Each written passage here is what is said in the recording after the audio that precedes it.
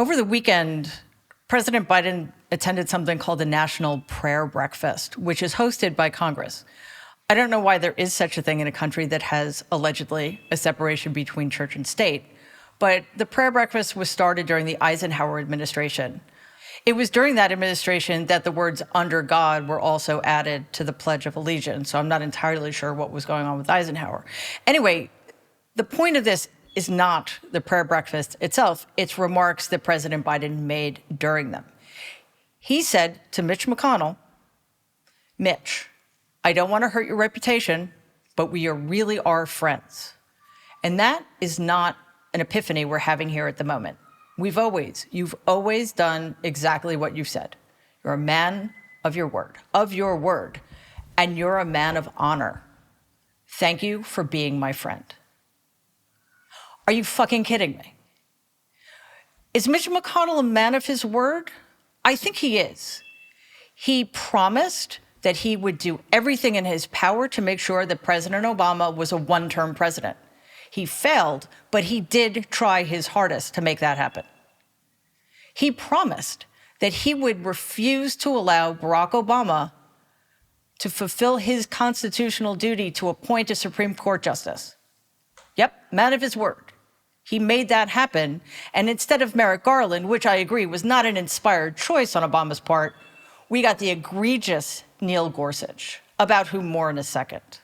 He also said, Mitch McConnell, that he would do everything in his power to derail Joe Biden's presidency.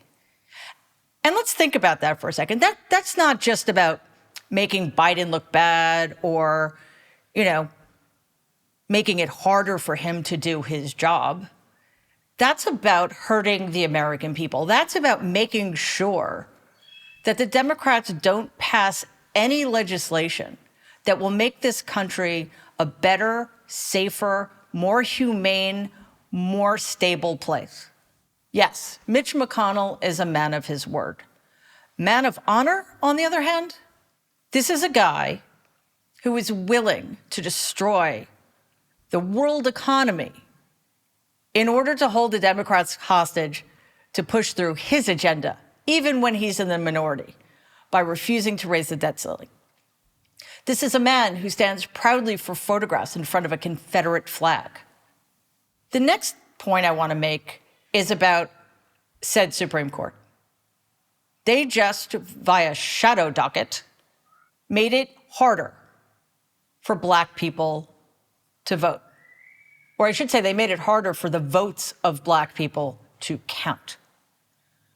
Those 5 extreme right-wing conservatives on the Supreme Court don't give a shit about the rights of Black people to exercise the franchise in this country. Why am I talking about what seem to be 2 completely different situations? Because the Democrats need to stop pretending that they can make common cause with this party that wants nothing more than the death of American democracy. The Democrats need to start taking the threats seriously.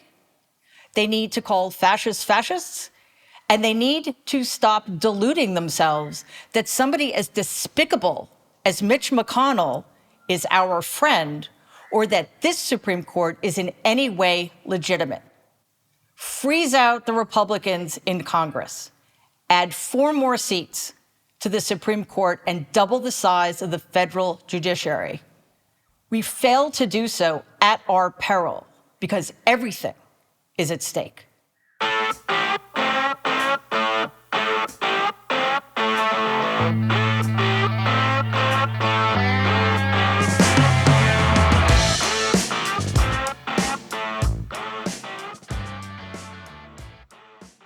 I'm really grateful to have as my guest today Kurt Bardella, who isn't just a frequent commentator on MSNBC and political strategist, but he also has an incredible story to tell about his own political journey, and bonus, is a country music fanatic. So we'll get to all of that.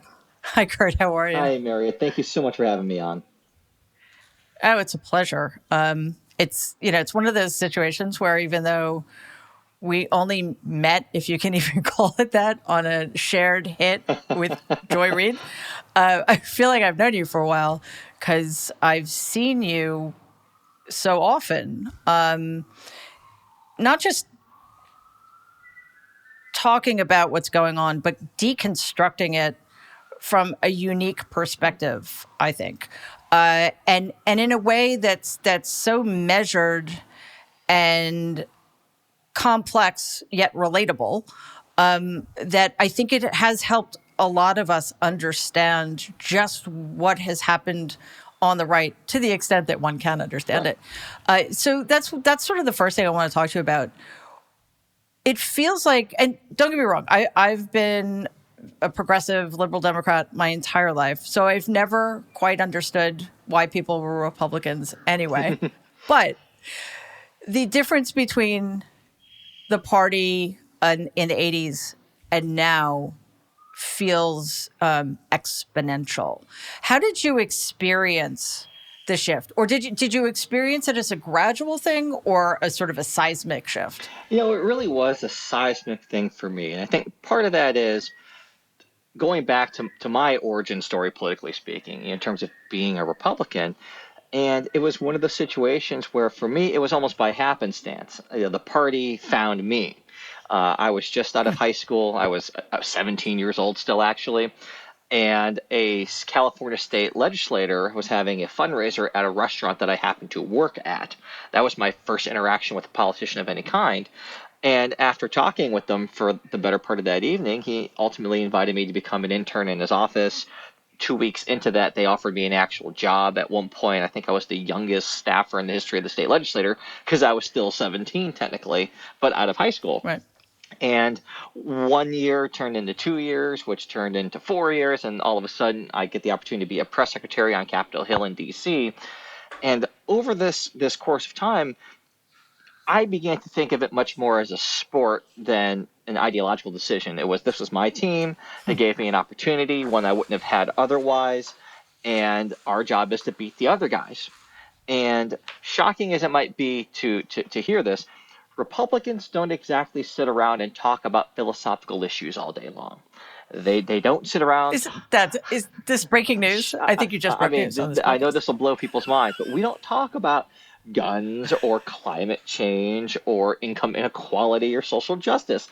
We sit around and talk about just what we would call normal everyday things. We talk about sports. We talk about how much we hate Nancy Pelosi. We talk about so we're not talking about the greater good.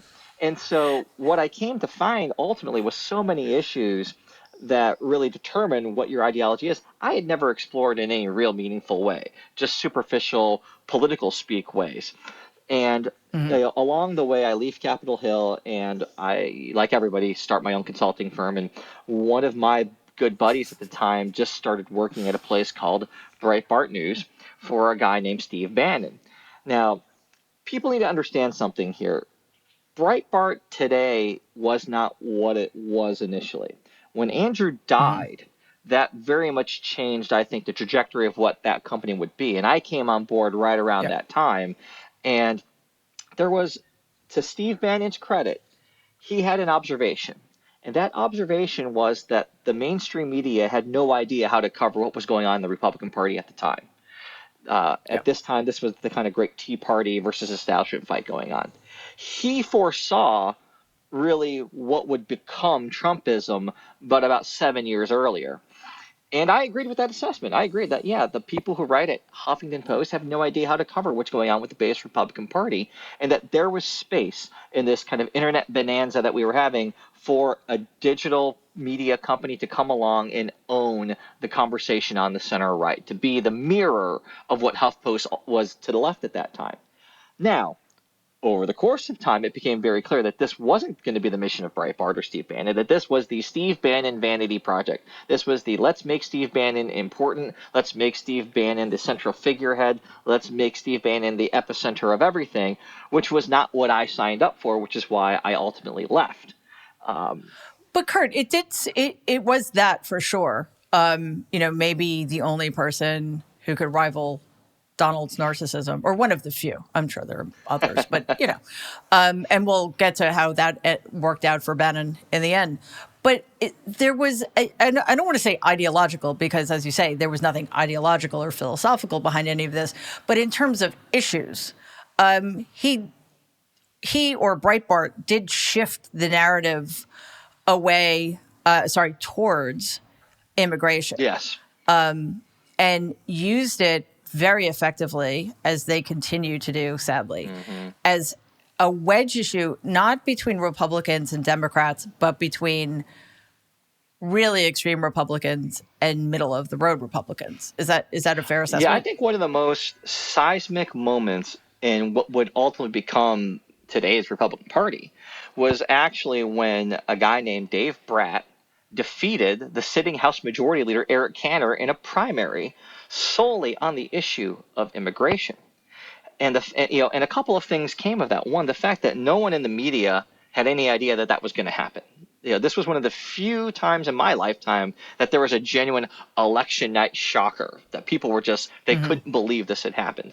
However, if you had been paying there was another one that happened more recently, but I don't remember. 2016 maybe there was another one of those. But anyway, getting back to Brad. But this was back in Cantor. 2014. And and on the power of that issue, that wedge issue of immigration splitting Republicans. It's not even about Republican versus Democrat. This is a Republican on Republican fight. The fact that could happen, and that the establishment could be so blindsided by it, that Cantor could be so blind. This is a guy who was groomed to be the future Speaker of the House from the minute he got to Congress. And the fact that he got taken down by a guy named Dave Bratt, who no one had ever heard of, who ran only on the issue of immigration, which, shocking as this may to believe, is not really an issue in Northern Virginia. We don't have an immigration problem in Virginia. They don't share a border with Mexico. I mean, I guess unless you're worried about a northern aggression from Canada, I don't know what the hell why that was even an issue. Well, we might have to, but that's a story for a later time. But that example is chilling, because it feels like that's what's happening now between the Republicans and the Democrats. Elected Republicans are lockstep on every issue, it feels like, across the board, with very, very, very few exceptions. And now it's the Democrats who aren't taking the threat seriously. Yeah, and I think one of the interesting evolutions is, along the way, I divorced myself from Bannon, from Breitbart. I become a Democrat, joined the Democratic Party, and become a consultant to the Democratic Party, in part because the people that brought me in, Jamie Harrison, the chair of the DNC, Sean Patrick Maloney, the chairman of the Democratic Congressional Campaign Committee, they observed that there isn't someone like me in their house who can tell them, hey, this is what Republicans are doing. This is why. This is how they're going to attack you. We need to be 1,000 times more aggressive. And there is just a fun, and we've talked about this on Joy's show, there is a DNA difference between how Republicans attack things, and this is just tactical, not even ideologically, not even just from a tactical standpoint, how Democrats and Republicans see the world is so different. And at a time where so much is at stake, Democrats need a little bit more of that Republican DNA if they want to win this fight. Yeah, that absolutely. But also, they need to understand. It seems like they don't understand what's going on that should force that shift in strategy. And that's the part that scares me, because it's one thing not to have it be in your DNA because you think it's business as usual. So why should you have to go against the grain and do something that makes you uncomfortable? And I think, Democrats should have been more aggressive a long time ago. But now we're facing an existential threat. And it looks to me like the majority of Democrats in Congress, including and President Biden, who apparently thinks Mitch McConnell is his friend and is a man of honor, just can't get over their history. I mean, is it collegiality? Is it just a failure to understand how the Republican Party is involved? What do you think is going on there? Because I agree with you. All you need to do is look at fundraising emails.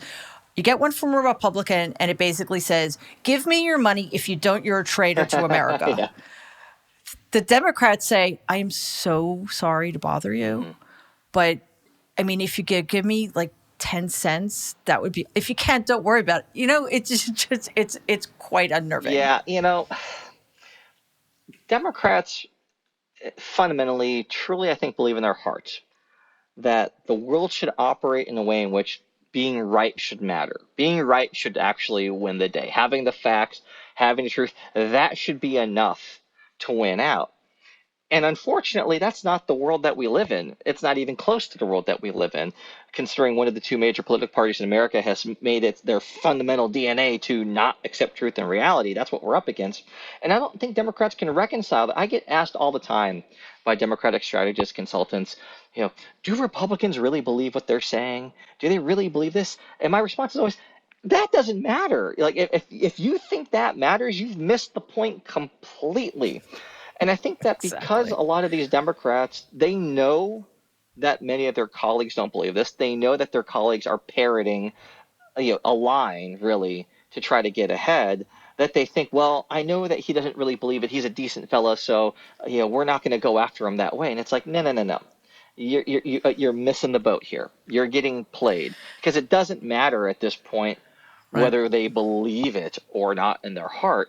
They're acting on it. They're doing it. And you're just sitting there pining for the way it used to be. And I tell you, we're never going back to the days of a Senate where you have a Ted Kennedy and a John McCain sitting together. Like that's done. Those people have Mm-hmm. been replaced by the Josh Hawleys and the Ted Cruzes and the Marco Rubios and the Marjorie Taylor Greens and Lauren Boebarts and Paul Gosars. That's what's here. Mm-hmm. That's the reality that we have to deal with. And I spend almost all of my time and energy trying to make sure that people within the Democratic Party realize, listen, the stakes cannot be higher. There is no low too low that these people will not stoop. So you need to approach this not with a freaking pillow at a knife fight. You need to bring a bazooka to this fight if you want to have a fighting chance. Yeah. Yeah. At least. It's always been so interesting for me to listen to you, to watch you. And sometimes the Chiron would say formerly of Breitbart. And what you said and the way you said it seems so at odds with that, entry on your CV. Because, you say that it was back then, it was about the horse race and the politics, not the policy, not the ideology, not the philosophy. And yet you were so thoughtful about these things that, the dangers facing us and what the parties stand for or don't, as the case may be. So was there a specific thing that kind of pushed you over the edge to the point where you realized that, this isn't a game anymore? It's funny because in the beginning, when it was the Breitbarts and Bannons against people like John Boehner and Eric Cantor, I didn't really care because I think those guys are tools and they suck anyway. And so, They really do. when Cantor They still do. lost, I wasn't shedding a tear. Like again, it's like that guy sucked. Like good, he should lose. Like he's terrible. Yeah. Boehner, no better to me either. It became very different though when it extended beyond inter-party GOP fights and became a much bigger threat. And really, the seminal moment for me was after the presidential primary debate when I watched Trump just slice through Low Energy Jeb and Lil Marco, and I'm like, oh my God, these guys have no idea how to do. He's going to win the primary. Like, he's going to eat them alive. They don't get it. They don't understand what's going on. And Bannon is going to be riding shotgun to this. That is a terrifying thought, that this guy will be the right-hand man to the potential president. This has got to stop. And so pretty much from that moment on, I left and began to be the person to say, listen, this is serious. Take this seriously. This isn't a joke. These people aren't messing around. and it's not even about Donald Trump at that moment. It was Steve Bannon was the greater evil to me, having worked with, like, he knows what he's doing. Trump was just an instrument for Bannon to try to achieve power and put in place our very extreme, radical, and dangerous agenda.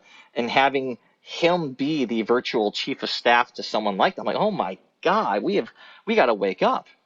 And so that was the moment that I kind of said, I'm out. Like, I'm not part of this, and I'm going to work every minute of every day to try to do everything I can to stop it.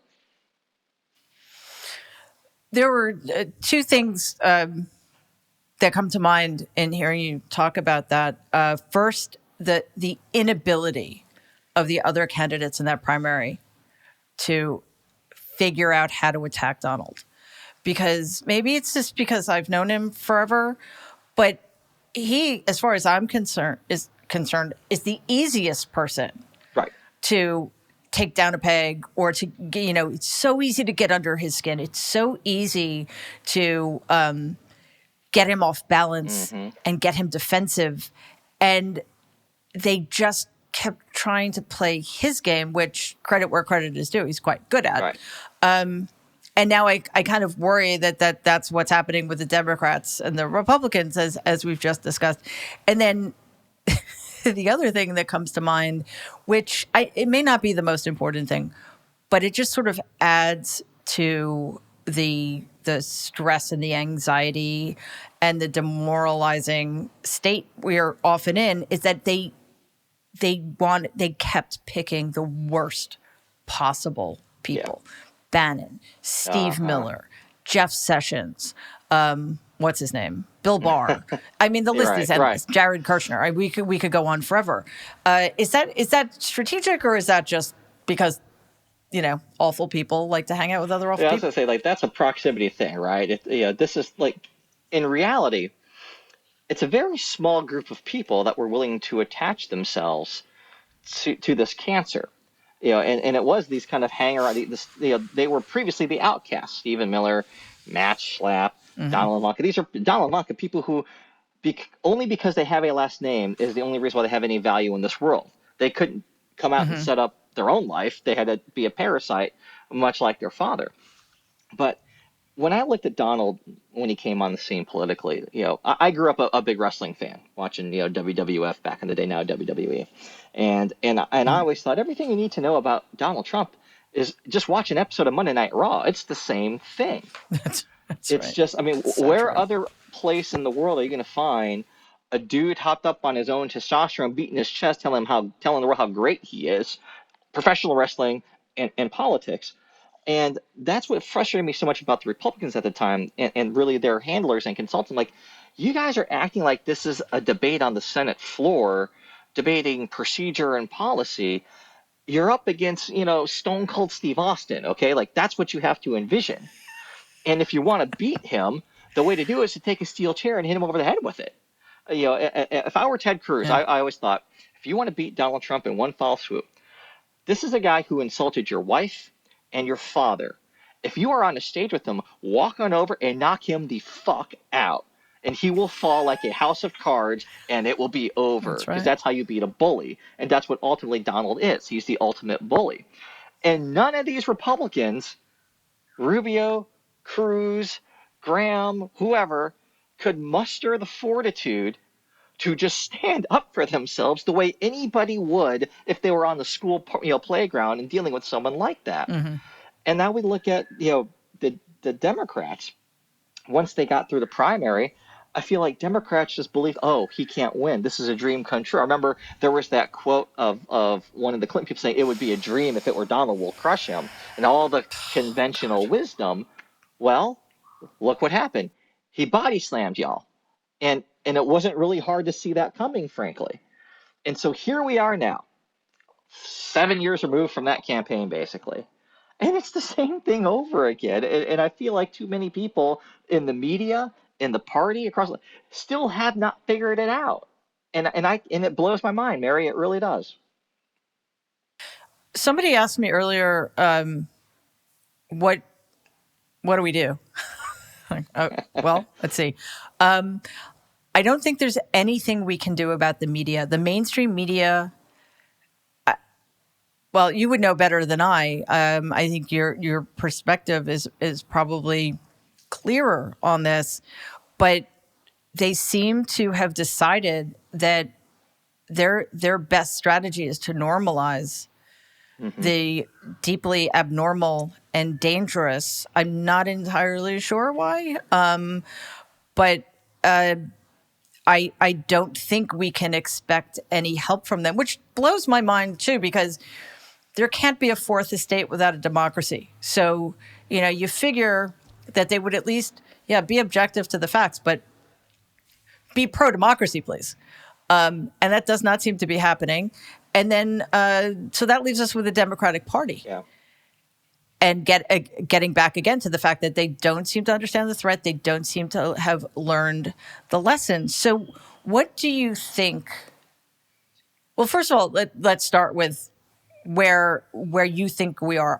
Are we on the road to having the Republicans be fascist? Are they already? They were a party of autocrats, before January 6th. Right. I mean, I think now they've already crossed that lexicon. I think that when you are willing to look past a violent insurrection attempt on our Capitol, when you're willing to mislabel it act of patriotism, when your party passes a document that says it was legitimate, you're gone. There's no coming back. Legitimate political. You have crossed that Rubicon. Did it surprise you? Not the resolution, because I think nothing should surprise us anymore. Did the evolution, I guess we could call it, of the Republicans in Congress, their attitude to January 6th, did that surprise you? Because I'm ashamed to admit that it did surprise me, and I thought I was I'll tell you. I think of all the things that was probably the most crushing to me personally was how the Republicans, in the immediate minutes after January 6th, they responded like normal people. This is terrible. This has got to stop. This is Donald Trump's fault. Some of them even were bold enough to say in that second. And then they completely walked all of that back and calling it just a tourist event and all of that. I'm like, understand that if those people had their way, like, oh, y'all be dead right now. They didn't care who was who. They would have gone after the lot of you. And when you're not willing to do the right thing and say the right thing, and it was your life that was literally in jeopardy, like you are in harm's way, like why you are so far gone. And it really did surprise me. And maybe it shouldn't have, and maybe there was just like the last part of me that was like clinging to like, okay, maybe this is the point. The point that's too far. Terrorism. That should be that you think that'd be enough. And it's not, and they're still lining up behind the guy and making excuses for him, and attacking people for having the temerity to try to want to get the facts about a terrorist event on our Capitol. I'm like, I give up. Like, you're gone. There is, and that's what gets me about the media. This insane clinging to both sidesisms that they have. That in order to tell the story, we have to tell the Republican side and the Democrat side. That's right. They're not. It's not the same thing. Yep. They are not two sides of the same coin anymore. And their stupid ability to try to keep doing this, they are doing a tremendous disservice to our country. To like, if democracy falls, if the Republicans get their way, history will record that it happened while the media stood around and helped them write the playbook to do so. That's right. Yeah, it's kind of breathtaking. There was a moment when, after the election, when Donald started spouting the big lie, that the media did kind of stand up and call that lie that lie. But when you think about how long it took them to do that, how long it took them to call racism, they're never going to use the F word, right, ever. And by normalizing, as you said, by both sidesing everything and pretending that everything is legitimate. The Democrats have to get their 1 minute, the Republicans get their minute, and it's all legitimate. It does, as you said, a disservice, but it also undermines the confidence of people, I think, who see what's happening. Right. And it's crazy making. There was an article recently saying that at this point in his administration, Donald had given something like 92 interviews. And he was taking Biden to task for not giving more interviews. And the person writing that, I mean, the gist of it was, well, okay, you want Biden to give 92 interviews and lie constantly? I mean, you've written about this. You have written about the media's incapacity to treat the dangerous as the dangerous. Not to pretend that Biden has followed a normal administration and that everything is business as usual. You've also most recently written about the media's complete failures to give Biden credit. So it's like the guy can't do anything right. How do we grapple with that one? Yeah. Is it a question of democratic messaging, or are we just like completely screwed? Well, I mean, and I'll tell you that it was so refreshing for me. It was an Associated Press story that talked about Trump's 92 interviews in his first year of office, and I'm like, yeah, but he told like 35,000 lies. So are you really telling me that Biden would have been better off doing 92 interviews where he lied in all of them than not doing these grandstanding, self-promoting, non-step things? In all of those 92 interviews, by the way, Donald called y'all the enemy of the people. He said that you're the enemy to democracy. There were literally reporters getting death threats every day. There was a lot of fear amongst the press corps. You're telling me that you want to go back to that? And Biden would be better off doing that? You guys criticized the White House press briefing and who can sit in and who's not. They stopped having them, for crying out loud. Like, give me a break. And the when Biden became president, it's almost as if the media collectively went, okay, we're going to pretend like the last 4 years didn't happen. And we're going to judge Biden based on previous norms and not actually reflect what's happened to the press corps and to the conversation about free press and democracy over the last 4 years. And it's incredibly unfair to the president, to President Biden. It's also harmful.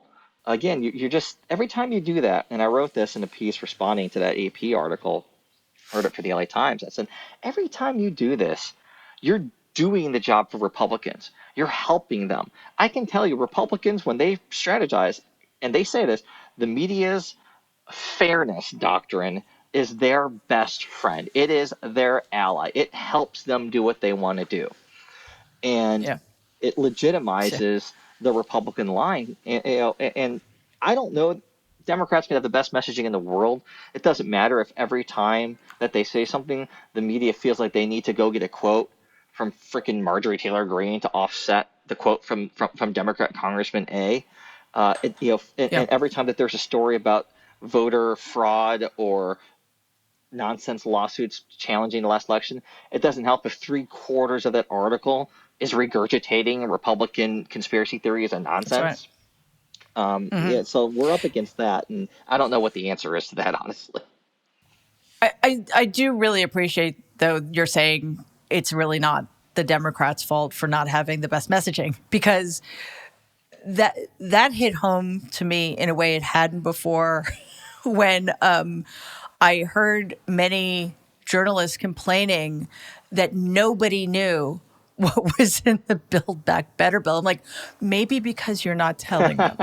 And isn't that your job? Yeah, I don't know. Come on. Because I know, as someone who gets these things, I got a ton of press releases and fact sheets and information about what's in these bills. I don't see that blanketing every newspaper and airways. It's like, if you want to know what's in it and you're not happy with it, write about it. My God. I mean, you got nothing but air and opportunity here. So what are you waiting for? Yes, and that's, I believe, what you're getting paid for, to inform the people. Or maybe I'm wrong. But what seems to me one of the critically dangerous things about this situation with the media is it cuts both ways. On the one hand, as I said earlier, it demoralizes us because we see what's going on.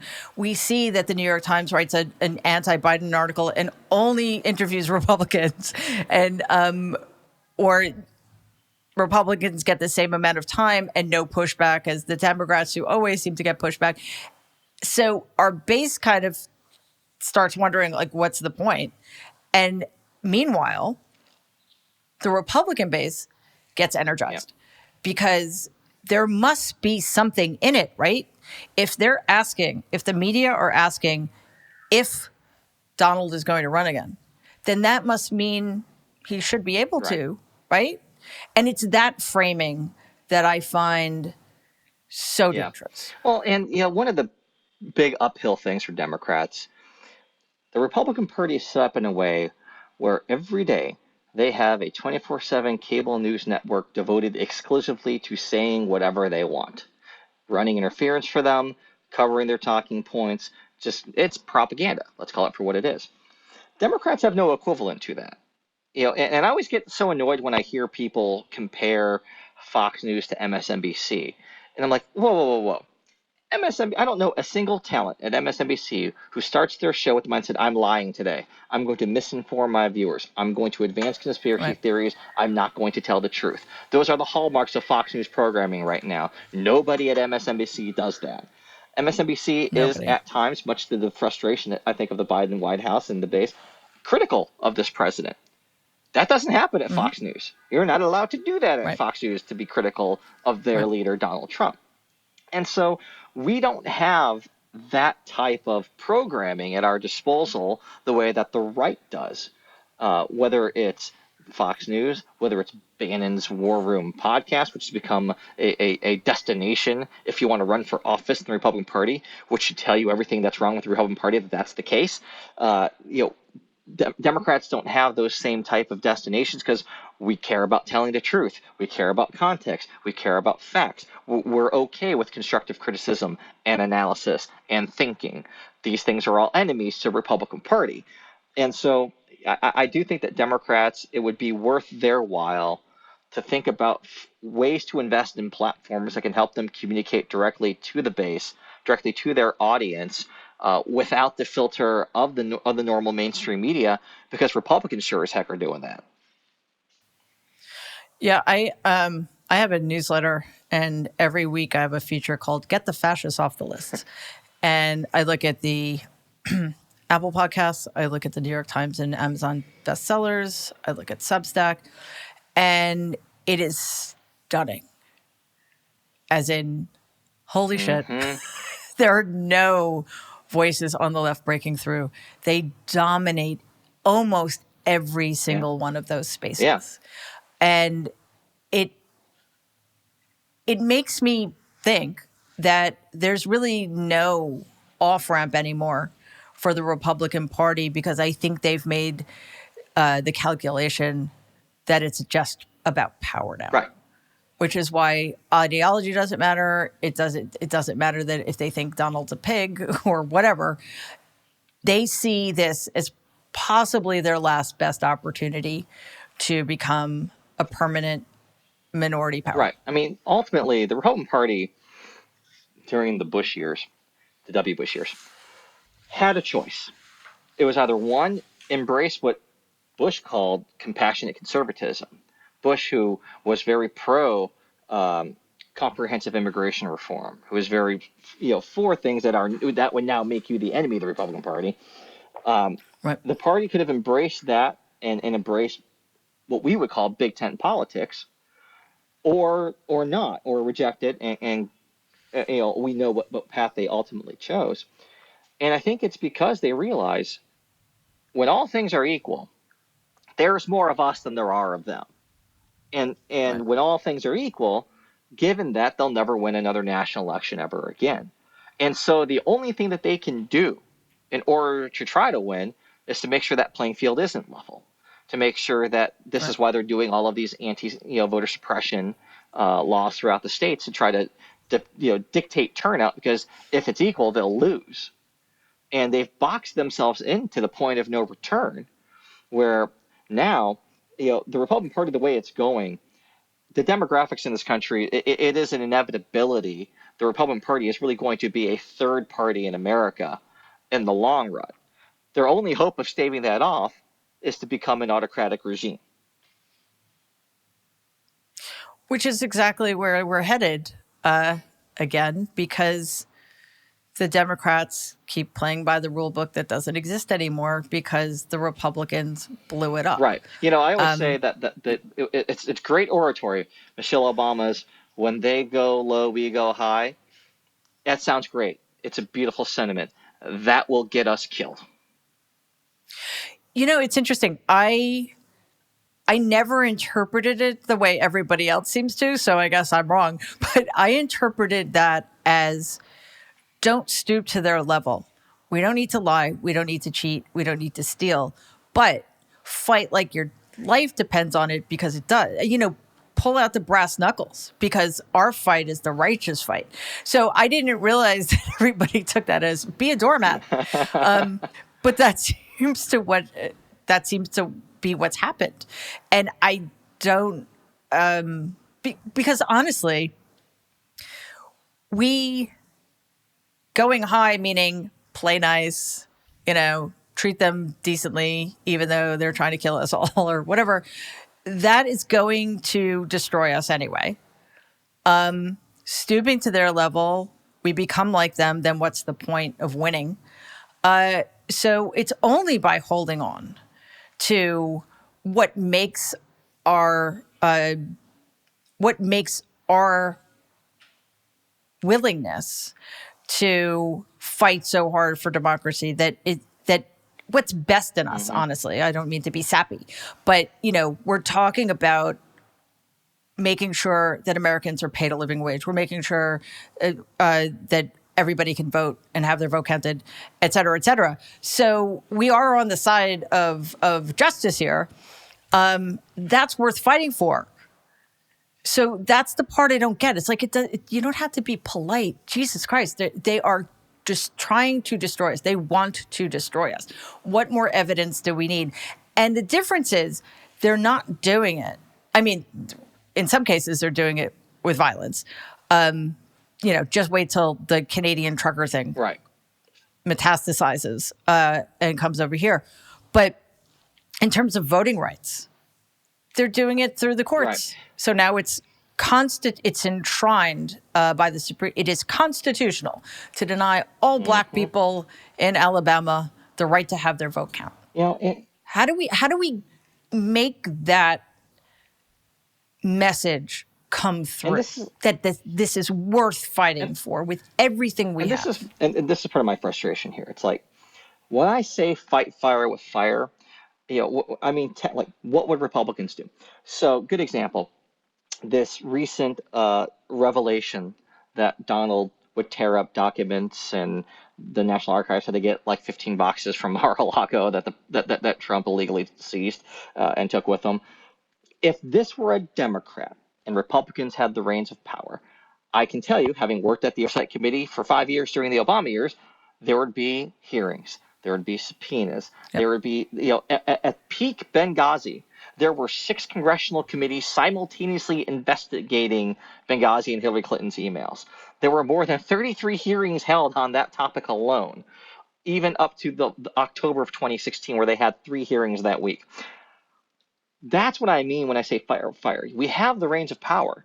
And yet, for the last year, I couldn't tell you what the hell we've done with them in Congress. We have a tremendous amount of oversight authority. We just came off of the most corrupt presidency in the history of our country. And that's just the stuff we know about that happened. Imagine all the shit that went down that we don't know about that we could get into at every level. Why are we not putting on every single day an oversight show?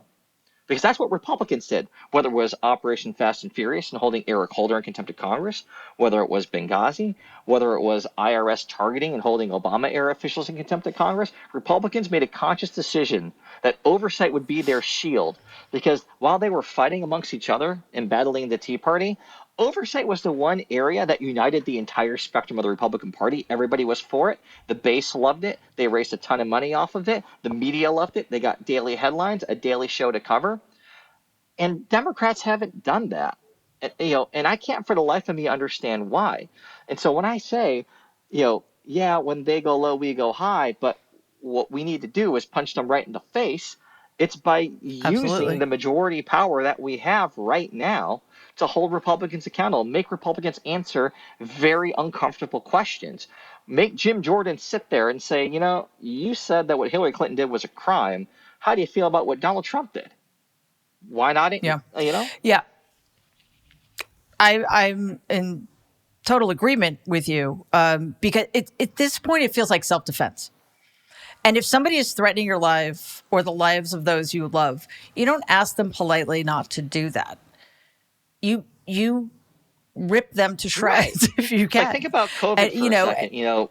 I always said the first hearing Democrats should have had when Biden became president wasn't a hearing about January 6th, wasn't a hearing about COVID recovery.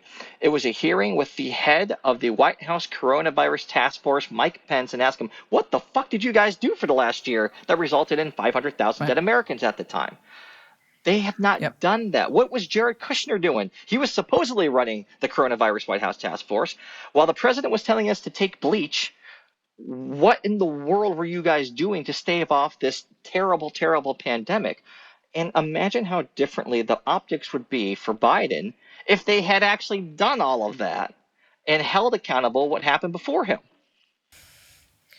A few months ago, I wrote about what was happening with the Gender Sex Committee, and I was like, that's great.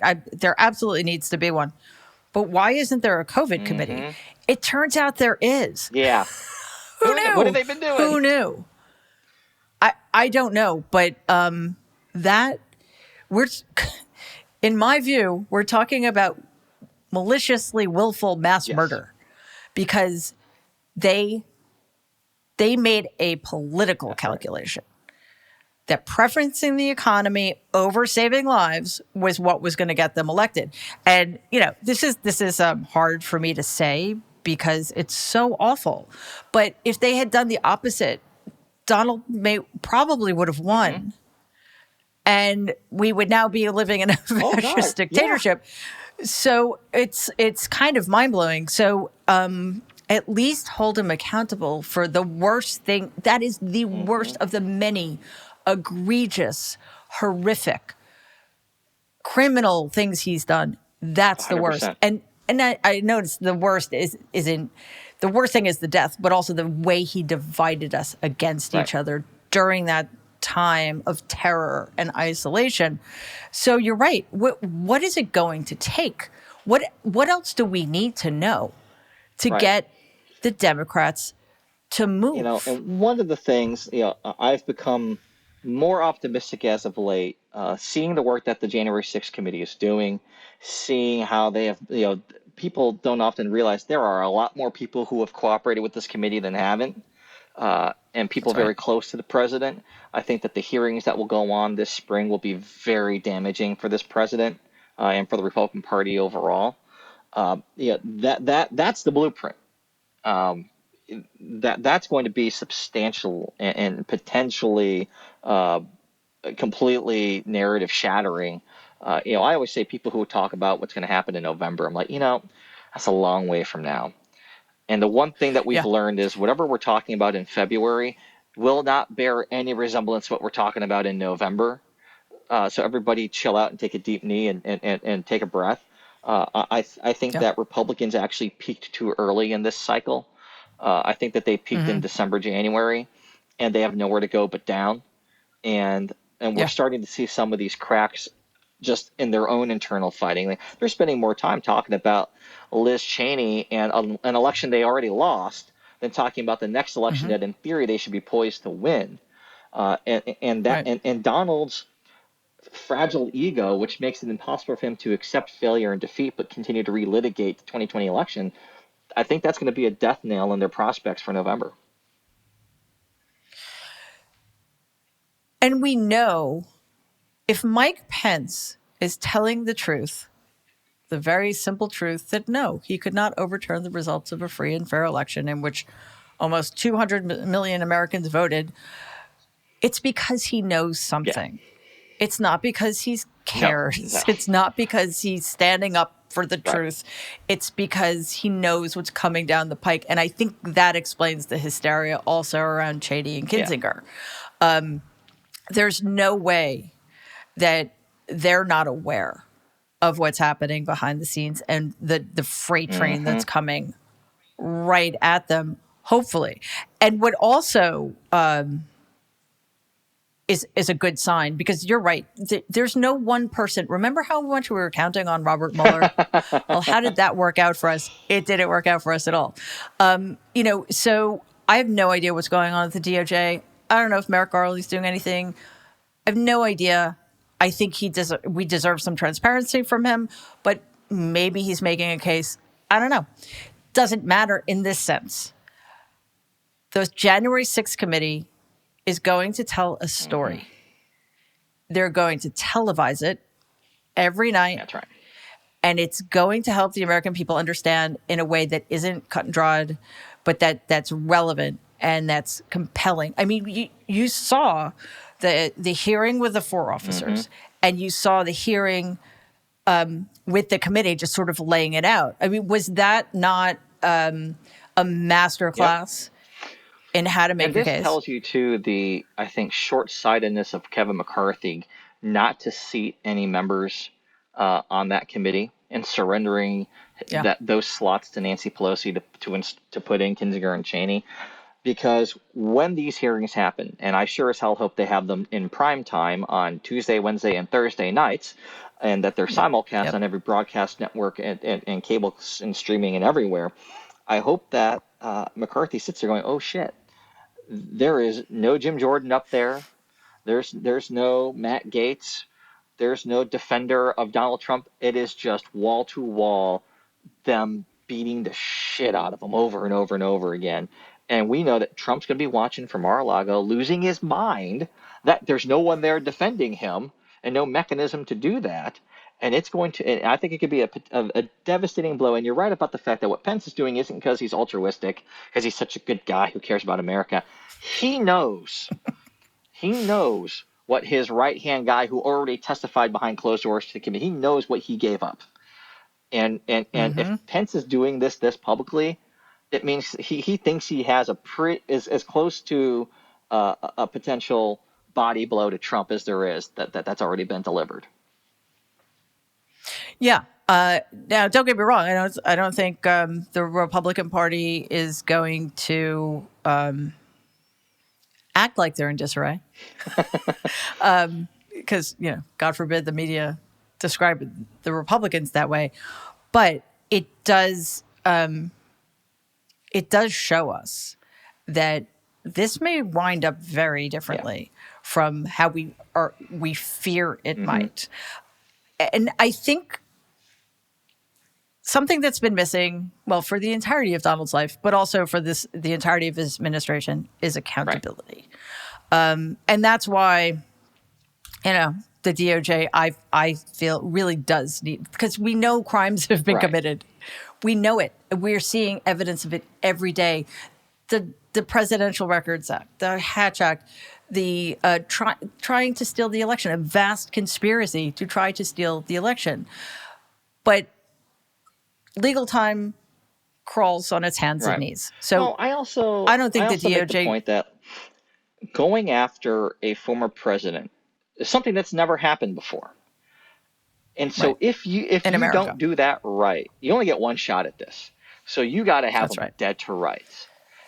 And I would like the optimist in me, whatever part of me still exists in that realm, would like to believe that they are building a case, but nothing is going to come out until they until they have them in cuffs, basically. Mm-hmm. And that's kind of how you have to do it, given the circumstances and the opposition that will fuel, the potential violence that could create.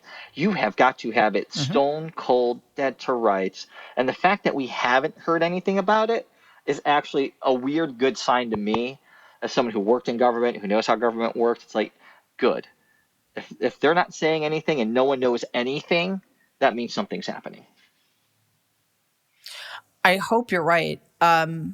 And if you are, as you said, I agree with you. I don't think we're going to find out anything for quite some time, because they need to nail this thing. Right. And if I'm wrong, let me just say, if I'm wrong, then the Justice Department should just disband itself and never exist ever again, because there's no point. I agree. Yeah, because we already know that there are two justice systems in this country. That would suggest that there's none. It would be the message would be, have enough power, commit enough horrific crimes, and you'll be Right. fine, as long as you're a white guy. Exactly. So, I mean, so if committing a coup yeah, isn't enough to get you arrested in America, then I don't know what is. a coup, mass murder, covering everything up. There are many, many things, but on the potentially, there's good news at the DOJ. We don't know, but what we do know is that there are plenty of other cases. And I'm curious to know, we've got New York, we've got Georgia, we've got Michigan, we've got some personal lawsuits happening now. Out of all the cases you're aware of, what do you think is the one that might pack the biggest punch and have the for most impact sure, on SDNY. The same thing that brought down Al Capone, financial crimes, tax evasion. We know because that's black and white. Like your tax documents are your tax. There's a reason why this guy hasn't want to release his tax documents, despite promising that he would. Like it's not going to add up. We know that this guy's a cheat. We know that he's a fraud. We know that he shouldn't have gotten the loans that he got from the various institutions. We know that the paperwork when he got those loans wasn't accurate. It's like financial crimes. That's black and white stuff. Whether you were Bernie Madoff or whoever, it's like that's going to get you. And I think that at the end of the day, the most black and white legal case to go after him on, where there is just no denying it's his signature on his tax return, like, is going to be that. Because if you follow the money, just like any corrupt enterprise, that's ultimately where the bodies are buried. Right, because you can't claim to be a brilliant businessman and claim not to know what you were signing because you just don't know anything. I mean, he'll try, for sure. Though the problem with SDNY is I imagine they are drowning in so many documents that it's going to take a while. Yeah. I mean, it has been going on for a while, but who knows? I was also thinking though that another quite straightforward case seems to be in Georgia. Yeah. Well, he made the calls to the Secretary of State, the threats. I guess I'm of the mindset that ultimately it would almost be better for our country if what he went down for had nothing to do with the election actually, and had to do with things that it's like, oh, you're a fraudster, you cheated on your taxes. Doesn't matter if you won or lost the election. No one cares about it. Like you did A, B, and C, and here's the documents, and these are the penalties attached to that, and you're going to jail, and that's the way it goes. It would be a much cleaner hit because that's not as political.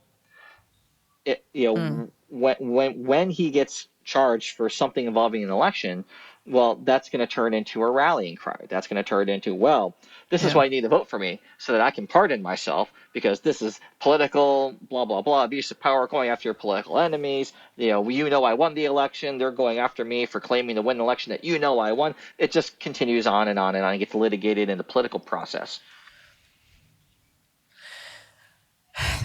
Part of me agrees with you. I think all of me should agree with you, but that's so frustrating because it always seems to be that the decision is to let things slide to keep the peace. To me, what would cause him the most harm, the most injury, is to pierce this veneer that you're a good businessman, that you're so brilliant, that you're so. But no, I want the words tax cheat, fraud. I want that affixed to your tombstone, and that could be a way to do it.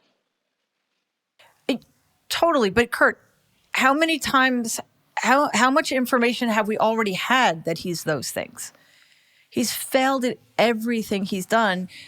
And the only way he's quote unquote succeeded is to cheat or to have it handed to him. We know this. So what is it that keeps people from seeing the most fundamental truths about who this person is? I think it's just the old adage, like success breeds success. Guy was on TV for many years with a successful television show.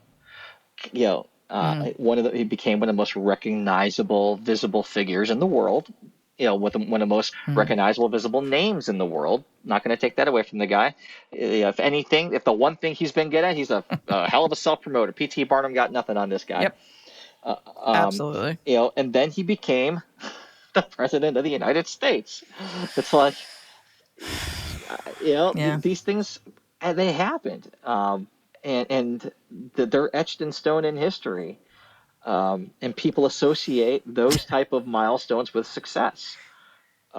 That's why I think it needs to come out and prosecute. Like, no, you're a cheat. You're a Ponzi scheme. You're Tiger King. You're not Rockefeller. You're Tiger King, and that's how I think it needs to be presented. That would be safer for sure and compelling. In a way, some of this other stuff might not be, because again, it could be painted as being political or partisan or what have you, and also it avoids a situation in which the Republicans can take back control of the narrative, because I think that's one of the most awful things that's happened. They had so many opportunities to take an off ramp away from him, and time after time with the horrific immigration policies and the big lie, and now the second big lie about the armed insurrection against our own government by the leader of the government, they have refused. And I think that's why they have so cemented the base into believing these false narratives. So I think you're right. I just don't even deal with that stuff. And also, let the January 6th committee do its job, and and then also with SDNY, he can't pardon himself out of that because that's state crimes. Right. Yeah. And he can't pardon any other people who may or may not be related to him. So that's why I say it's kind of the least satisfying, but it's the cleanest shot. Yes, but there are plenty of other people who can be held accountable for the other crimes. And they all should. And they all should, and hopefully they all will. And, I'd like to think that if the DOJ is reluctant to go after Donald, no matter how compelling the case, I don't think they would have the same reluctance in going after anybody else in the executive branch, because why? They're not, if all right, Donald got caught up in tax fraud that he's been committing for 40 years, fine. But we are going to deal seriously with the other members who participated in funding, organizing, and perpetuating the insurrection. So, unsatisfying, but making sure that he's never in power, making sure that he's never able to amass wealth, I could live with that, I think. Definitely. Because this is the other thing that's kind of fascinating about the Republican Party right now, to the extent that you could say it's fascinating. I can't see anybody taking the mantle from him. Because one thing you can say about Donald is he has charisma. Not to me, not to you, but have you met him? I have not had the misfortune of meeting him, thankfully. You're quite lucky. But if you did, you would see that there is that 100%, charismatic. One of my dearest friends spent a good amount of time with him a few years back before he was president, and he told me it's like, he loathes him, but he said, like, after meeting him, I get it, because he can be incredibly charming. He can make you feel like you matter in a one-on-one setting. He is surprisingly disarming, actually, when you're with him. And so hearing that feedback, I'm like, okay, I see that. I get that. And he's really good at making people make micro concessions. He'll say, isn't this the greatest house? Isn't this the greatest plane? And you don't want to be rude, so you agree with him. And then, it's just these tiny things. But you would, within 30 seconds, you would see right through him. Unfortunately, there are tens and tens of millions of people who haven't been able to see through him. But is there anybody on the Republican horizon who comes close? No, and I've always, and this kind of speaks more to the entertainment side of my brain. If you're trying to be the next person. I want to be the next Sting. I want to be the next Mick Jagger. You're never going to get there. You're never going to get there. People know a Right. copycat and a phony from the real thing. All of these people, Right. the Ron DeSantis's, the Greg Abbotts, the people who are pretending to try to be Donald Trump, everybody knows that they're not. Everyone knows that they're faking it. And that's not going to ultimately, if Donald Trump disappeared tomorrow from the world, that would be amazing. If that were to happen, nobody would be excited about, oh, wow, that Ron DeSantis is our guy now. Like that enthusiasm Right. would not be there for this guy, nor for Mike Pence or Nikki Haley or all of these other pretenders. You have to be a genuine personality. Say what you want about Donald, and there's a lot to say. Like, he is who he is, like, all the time, unabashedly. Like, this is who he is. Oh, wait. And he's only Like, that. it's not an act. He's the It's same this is who he in is. every context, which is creepy and deeply psychologically disordered. If you're the same with your spouse, your children, and a crowd of 50,000, Something's not right there. that's a sign of serious pathology. Right. That's right. But it's authentic to Right. him. And I think, though, that's part of their desperation. They know that.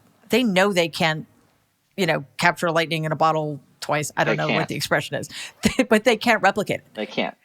So they have to hang on to him. And so I think that all of these people who are pretending, they only get away with it because the real thing is right there, and kind of almost protects them from being fully exposed.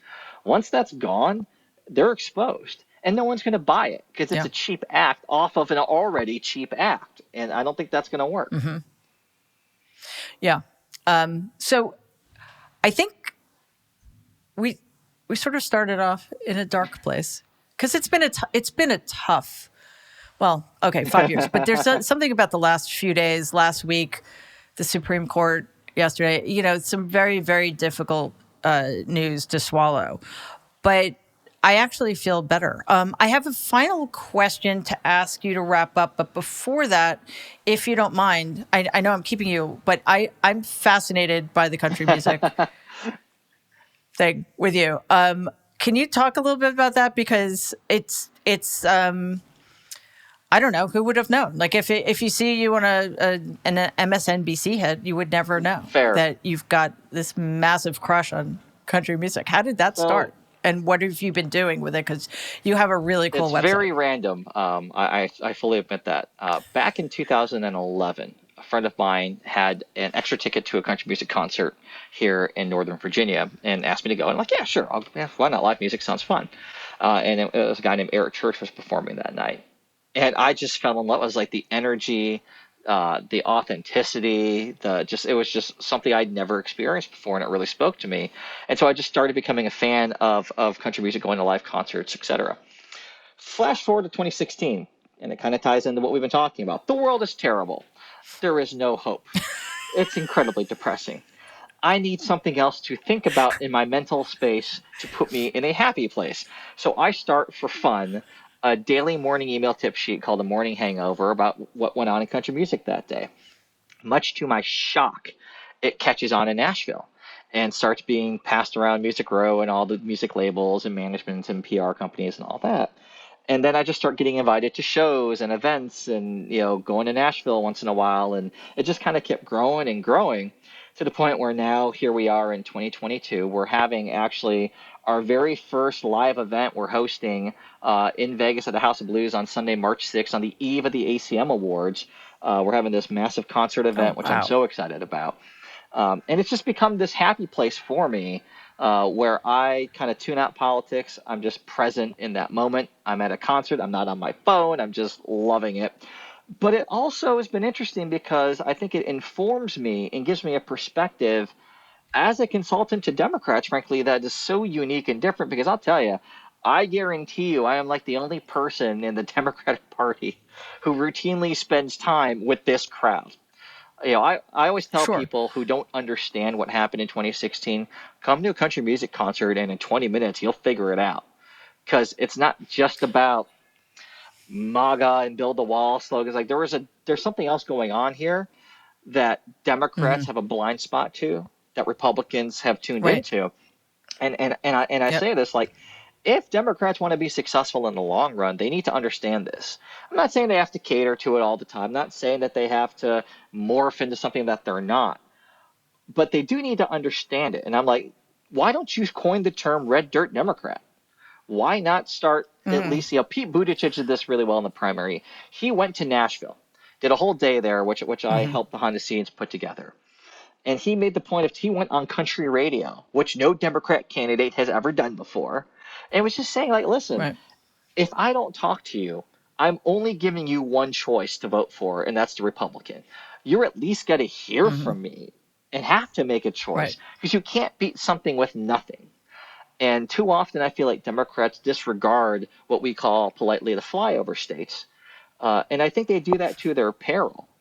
And, when I'm at a concert and I'm looking around and I see people who look like me, people who are black, who are white, who are old, who are young, who are there with their kids, who are teenagers, college, I see a room of 10,000 people singing along to the same song at the same time, not giving a crap who's red or blue or Democrat or Republican. They're just connecting based on music.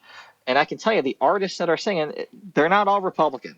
The Right. country music has a very progressive streak, and it has for a long time. People like Dolly Parton, people like Loretta Lynn, people The like, Chicks, Emmylou yeah, it's like, Harris, there is a deep-rooted progressiveness in country music if you listen to it that's always been there.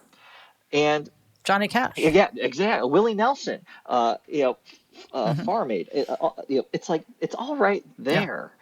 And right now we're seeing black artists like Jimmy Allen and Kane Brown take off. We're seeing openly gay artists like T.J. Osborne take off, win awards, selling out arenas. We're seeing conversations happen in country. Mickey Guyton's performing the national anthem at the Super Bowl this year. It's like we're seeing all of these progressive voices come forward, being honest about their story, something you could not have imagined 20 years ago, an openly out country music Right. artist succeeding. That wouldn't have happened. And so Right. country music is the soundtrack of America's story, good and bad. And there's something about that really appeals to me. There's a great book that Tim McGraw co-wrote with John Meacham called Songs of America that kind of dives into this, and I recommend anybody take a chance on it. It's a really terrific read. Um, but from a political standpoint, I'm like, Democrats, you would do well to understand and embrace some of this. But then for me, just personally, it's just nice to have this other space away from all the ugliness that's universally positive, Yeah. that I get to have fun and do fun things with and promote artists that I believe in, that I'm a fan of, give them a platform they may not otherwise have. And it blows me away that to this day that this community, and it really is a community, has embraced me and, has welcomed me into their fold and elevated me. And that says so much about what you're talking about. If you automatically put up the barrier, there is no discussion of commonality. There is no way to find accommodating each other's differences, what have you. So, you didn't just find your happy place. You became a force to be reckoned with in this very vibrant culture that is much more complex than people like me give it credit for sometimes. I mean, honestly, part of it is that I like some country music, but it's not really my thing. But I respect it, I mean, some of the most brilliant artists are country musicians. And if you take that approach, if you use that as a way in, then you're already standing in allegiance with people, right? And that's what's so cool about it, what you're with doing. music, it's like there is more that we have in common than divides us. And when I see, I think about, there's a great Brad Paisley song called American Saturday Night, that if you don't, and the surf say, oh, just another Saturday night, hooray, let's toast beer. But the lyric, and I've watched this in every city you could think of, red or blue, doesn't matter. I'm sitting out there and I watch people sing along, and one of the lines is, everywhere has something they're known for. Usually it washes up on our shores, Little Italy next to Chinatown, sitting there side by side, live from New York, etc. It's a song about diversity. It's a song about immigration. And I watch these redneck hillbillies in Kentucky, Alabama, South Carolina cheer and sing every word to that song, and I go, wow, isn't that something that all of these people who I know voted for Donald Trump are singing and celebrating a song about diversity? that's interesting. There's something there that we need to tap into. Yeah. Well, I feel really grateful to have you on our side of things. I have one more question. It's sort of a two-part question, and then I promise I'll let you go. But I think it is important, and especially given what you were just talking about, which I found really moving and motivating. What, in the context of the darkness that we're living through, what gives you hope, and how do you hang on to it? What gives me hope is the next generation that comes after us. I've had chances to interact with students, college kids, a lot of times, and I think to myself, man, you guys are so much more ahead of the game than I was when I was their age. The world in which they grew up in, one that where you do know not just one, but a number of people who live different lifestyles, who come from different backgrounds. We live in a much more diverse world than the one that I came up in and the one that you came up in. And with each generation, there is more progress, and there isn't a bigger appetite for progress and adjusting social norms. And my source of inspiration is always with that next generation. And anytime I get to talk to them, I've done, guest lectures with, students and from Georgetown to Duke to you name it. And I always come away feeling so positive about the world because these kids are so bright and they're so smart and they have in them the ability to make the world that they want to live in. And now there are so many tools, frankly, for younger people. I mean, we talk about the terribleness of social media, and Lord knows there's a lot of truth to that. But there's also another side of that, which is you could be a kid living in a one stoplight town, and you have now a portal to a much bigger world than you would have otherwise. Right. You get to see what kids your age are doing in whether it's Manhattan or India or Dubai or China. Yeah. It's like it's a bigger world because of that, and it's accessible, and it's right there on your phone every day. And having that gives me hope. I don't find a lot of faith in the grown-ups that we have right now, if you will, the people that are in office right now. That Right there with you. leaves me hopeless at times. But I think about who's going to come after them, and Yeah. that's my inspiration. That's where I find it. That's great. And it's, especially given the hand we've dealt them, it is impressive It's like that they're they rising are to the determined, occasion. they are resilient, they're at times insufferably annoying, but it's like when you don't know what you don't know, that also is a shield. And I'm glad that we have a generation that's like that, who thinks that, they can. I mean, I look at right now, there's a debate going on about whether congressional staff should unionize. And I'm of the mindset that they absolutely should, by the way, having been a former staffer and how terrible that place is. The fact that conversation is happening now and it's being spearheaded because an account on Instagram called Dear White Staffers started collecting all of these horror stories about how staff are mistreated. Like, that's where it came from. And here it is where the Speaker of the House is being asked whether you support this, where the Kevin McCarthy is being asked whether you support this. Wow. It's like, this is gaining some steam, and it happened because of an Instagram account. That's what gives me hope. That's really That type cool. of change. Yeah. Yeah. And talking to you gives me hope. Seriously, I learned so much from you. It's very calming, despite the, the I'm going to make you horrors. go to a country concert with me sometime. I will All right. go. We're going to do this. I won't wear cowboy boots. No, you don't have to do that. But we'll draw the line there, but you're coming. I think that would be a bad idea. Are you kidding? I would love it. That would be fantastic. Because that is the kind of thing that I just love. That idea. Music, art is where it's at. It is what brings us together, and it also makes it's the whole point, right? Of civilization is to aspire to these things and to use it as a unifying, as a unifier, is especially in these times, is just very moving. So thank you for that, Kurt Bardella. Thank you for being here and spending so much time with me. Where can we find you on Twitter, etc.? You can find me at Kurt Bardella, KurtBardella. And if you want to follow my country music adventures, at Morning Hangover on Twitter and Instagram. All right. Awesome. Kurt, thank you so much again. Thank you for having me.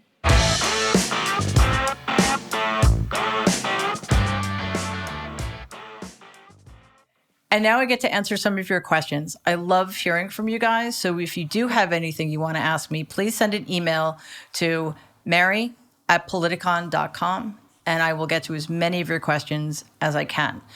Today, first up, we have a question from Anne in Vancouver, Canada. Comey said something to the effect of, Donald is a horrible guy, let New York get him, he'll go to jail for those crimes. Comey was basically asking for people to forget about the contents of the Mueller report.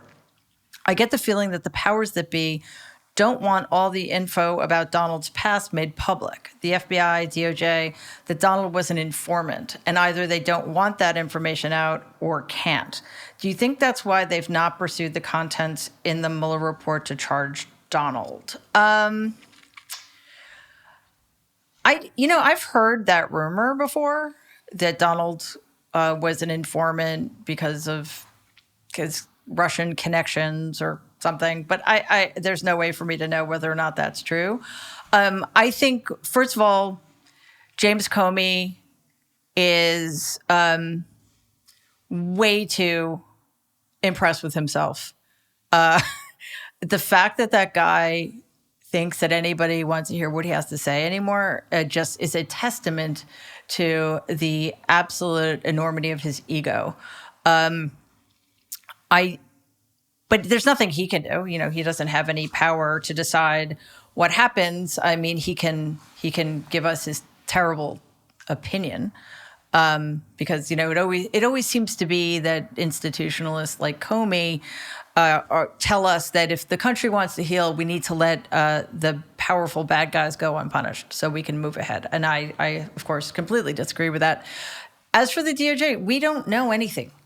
I would appreciate it if Merrick Garland were a little more transparent, because I think we have a right to know what, if anything, is happening, but we just don't know.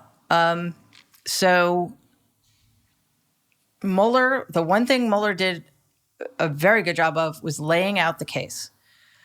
Whether or not the DOJ picks it up is entirely up to Merrick Garland, and we just are going to have to wait and see, as frustrating as that is. From Dan in Manhattan, New York City. There was a recent event at which Donald was booed for promoting vaccines. Of course, the right has had 2 years to dig into their anti-vax stance, and it is understandably too late to reverse course. But I wonder, if Donald had come out strongly in favor of proven vaccines early on, do you think his base would have complied? How would you suppose the progressive message could be promoted in deep red communities where the only media consumed is so strongly aligned with fascism? As to the first question, yes, if Donald had come out in favor of vaccines, every single person in this country would be vaccinated right now. It just goes without saying. Unfortunately, he was telling people to drink bleach and take ivermectin and something about UV lights that they were supposed to put in places that should not go into the human body. So people on that side listen to him. And that was the travesty and the tragedy of his approach to COVID. Every single person, there would have been no qualms if he had said, wear a mask, if he had worn a mask, social distance. I need to shut down the country for 6 weeks, and it would have been done. So unfortunately, by the time he got around to saying that vaccines are good, he lost control of that narrative, and he knows it. So he hasn't really been saying it very much, if at all. There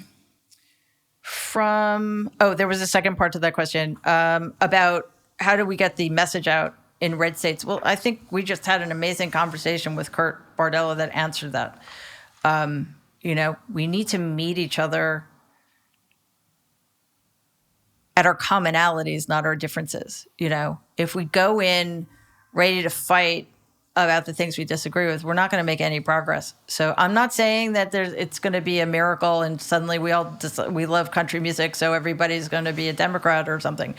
But it is an opportunity to get to know each other in a way we typically don't get to know people who live in the reddest of red places. From Brian in Canada. We in Canada, for the most part, are appalled that a madman like Donald managed to get so far. So what happens to America if the bad Republicans go to prison? One party left. Is this constitutionally legal? Also, have you been covering any of the truckers' revolt here? It started coincidentally after Donald's recent rally.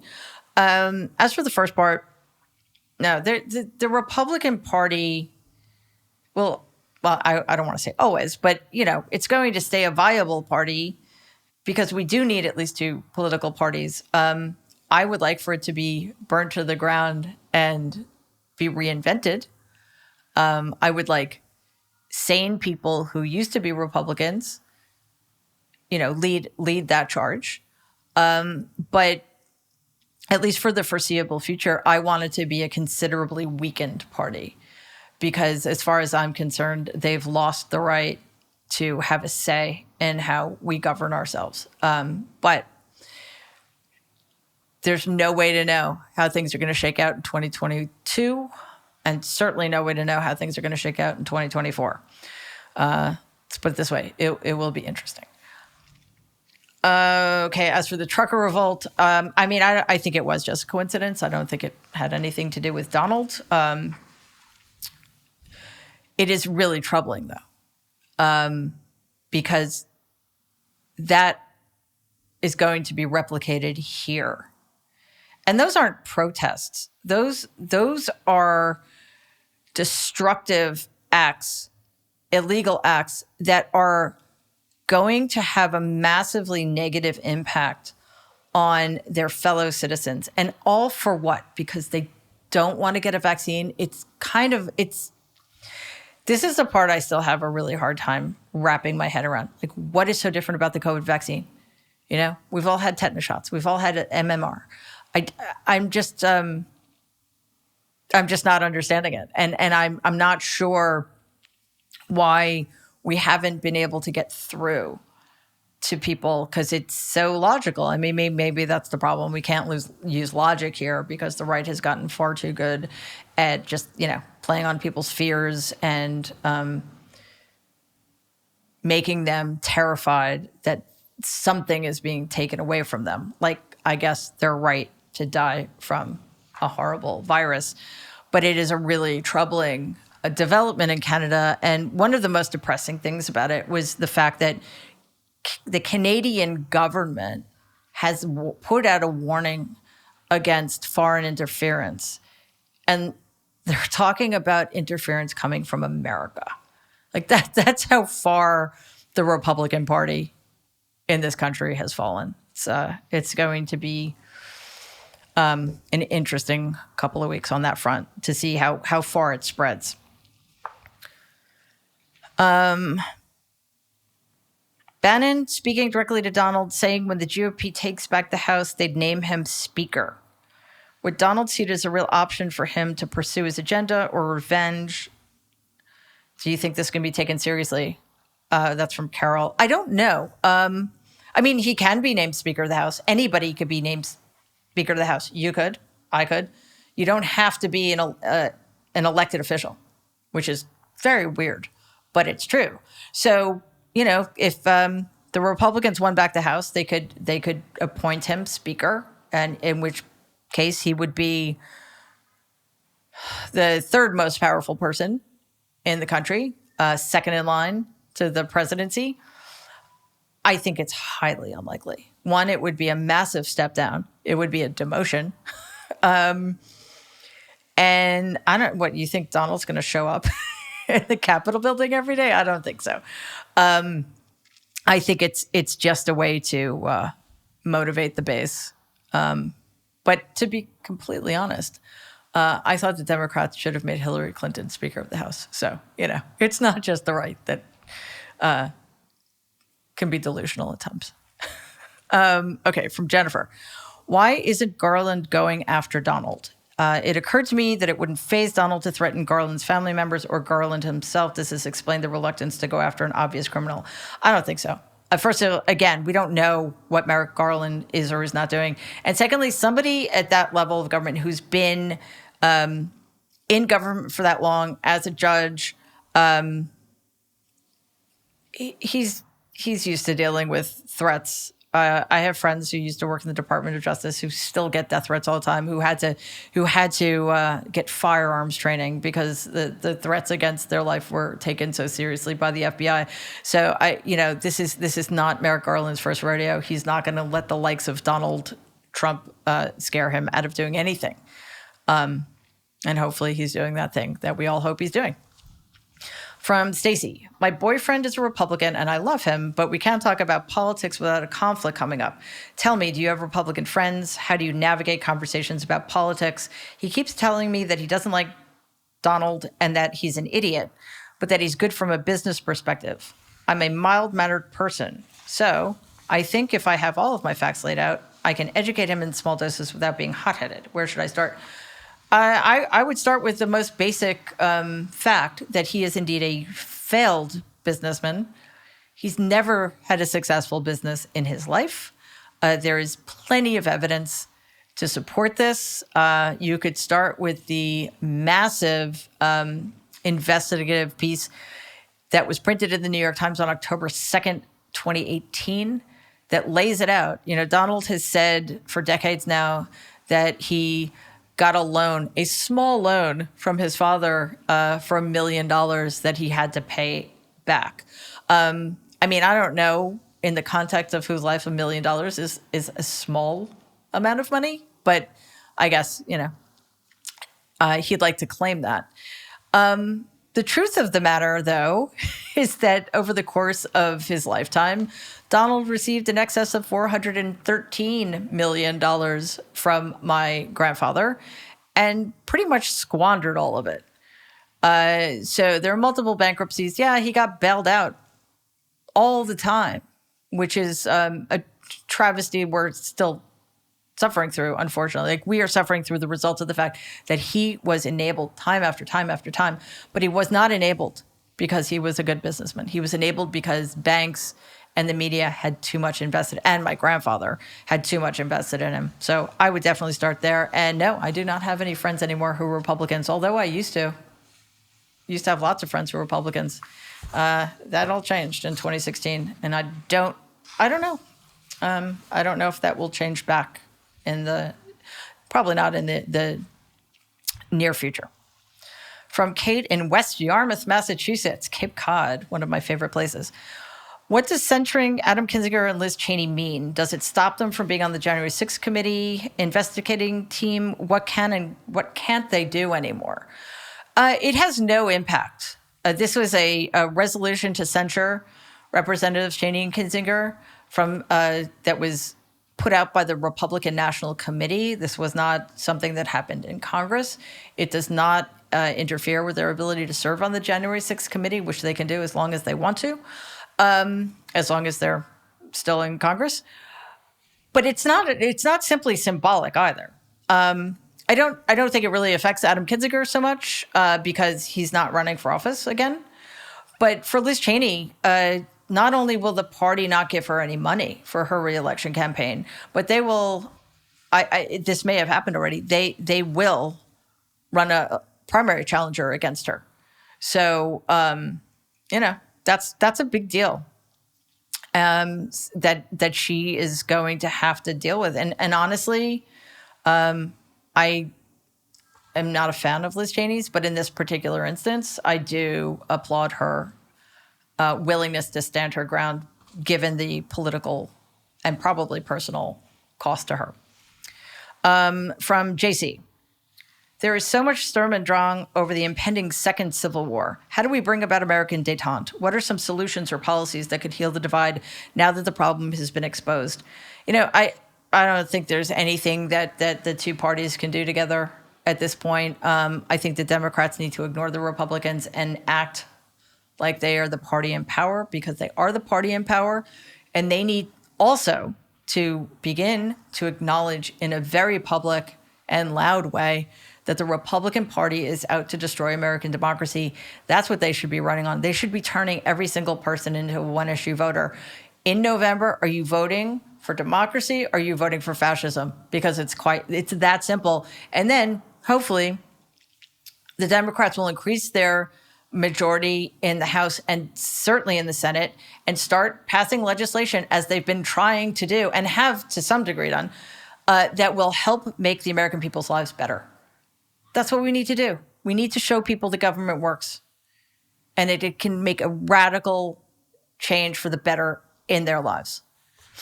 From Valeria, should Democrats attempt to expand the Supreme Court, or might it risk backfiring? I talked about this at the beginning of the show. There is absolutely no downside to expanding the Supreme Court. Like, seriously, like, what's the worst that could happen? The Republicans will have a temper tantrum. I mean, they do that every day anyway. And now, without our having a majority, the Supreme Court, as it's currently constituted, is turning back the clock. You know, they represent 30% of the people in this country, maybe. They are going against the will of over 70% of us time after time after time. In Texas now, women and other childbearing people are second-class citizens. That is going to happen in Mississippi, in Alabama, in Florida, in Tennessee, and on and on and on. Right now, the Supreme Court just decided that the votes of most Black Alabamians shouldn't be allowed to count. So I don't see what we lose by playing hardball here. Double the size of the federal judiciary, add 4 seats to the Supreme Court, and not just anybody. We want 4 liberal 40-year-olds put on the Supreme Court like yesterday.